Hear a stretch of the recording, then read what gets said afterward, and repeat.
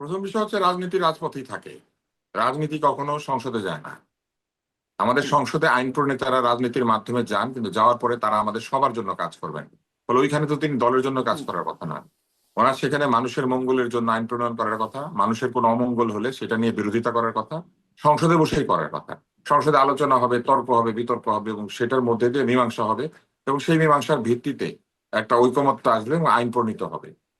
যদি কোনো সরকার স্বৈরতান্ত্রিক আচরণ করে অথবা নিজের ইচ্ছা মতো আইন তৈরি করতে যায়, তখন যেটা হয় সেটা হচ্ছে জনগণ ক্ষুব্ধ হয়ে ওঠে এবং তখন রাজনৈতিক দলগুলি দুই জায়গাতেই চাপ সৃষ্টি করে, সংসদের ভিতরে এবং বাইরে। এখনো পর্যন্ত সরকার এমন কিছু করে বসে নাই যেটার জন্য রাজপথে যেতে হবে। তারপরেও ধরেন রাজপথে গেল কেউ, রাজপথে যেতে তো কারো বাধা নাই, কিন্তু রাজপথে গিয়ে জনসমর্থন পেতে হবে। সেই জনসমর্থন পাওয়ার মতো জায়গায় জামাতে ইসলাম এবং এনসিপি আছে কিনা, এটা তাদেরকে চিন্তা করতে হবে এবং তারপরে তারা রাজপথে যাবে।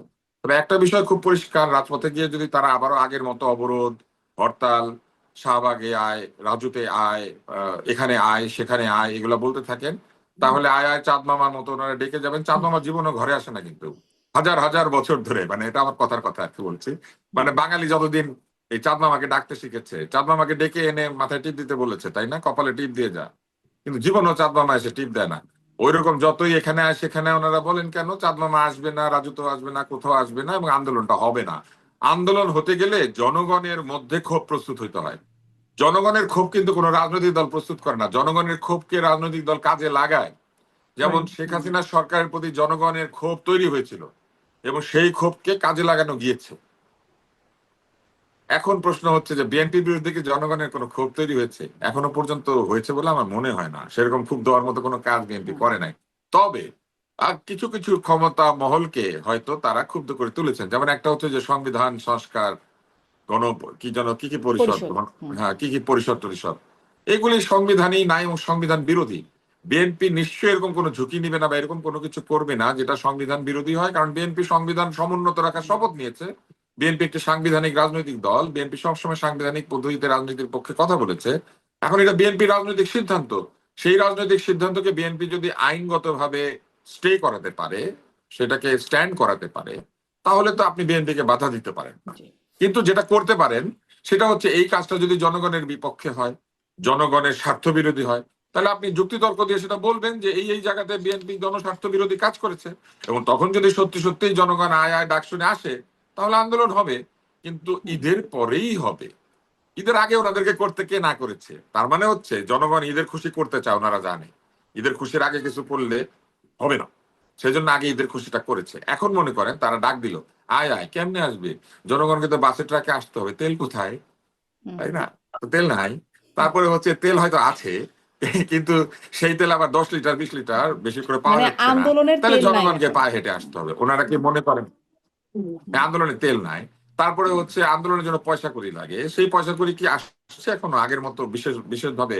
আমার তো মনে হয় না। সেই পয়সা কড়ির যোগানও কমে যাওয়ার কথা।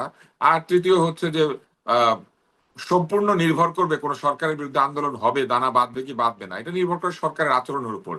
যেই সরকারের প্রধানমন্ত্রী বিরোধী দলের নেতার বাসায় যায়, বিরোধী দলকে জড়িয়ে ধরে, যে সরকারের হুম, প্রধানমন্ত্রী নিজে কৃচ্ছ্রতা সাধন করে, যে ছোট চেয়ারে বসে, তার বিরুদ্ধে জনগণকে খেপিয়ে তোলার জন্য একটু সময় লাগবে। হুম। জি। এখন কি কি করিলে কি হয়, হুম, এটা জানার জন্য আমার মনে হয় জামাতের উচিত আওয়ামী লীগের হ্যাঁ। সাথে কোচিং করা।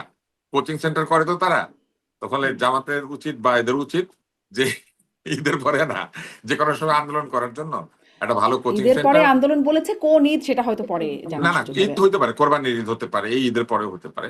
তবে আন্দোলন করতে গেলে আমার মনে হয় এই মুহূর্তে তাদের কোচিং করা ছাড়া কোনো উপায় নাই।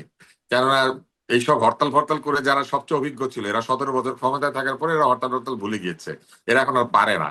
ফলে দুই পক্ষকে কোচিং করাবেন, একদল শেখাবেন আয় রাজুতে আয়, আর আরেক দল শেখাবেন আহ কিভাবে এই হরতাল সফল করতে হয়।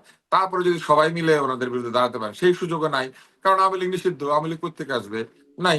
ছাত্রলীগ নাই, যারা ভাঙচুর হরতাল এসব সত্যিই পারতো আর কি করতে, অনেকদিন করে নাই, তারা নাই। আর এখন যারা আছেন, আমি আমি শিওর না তারা এটা পারবেন, কারণ জি। জনগণ আর তাদের কথায় এই আয় আয় চাঁদা আসবে না।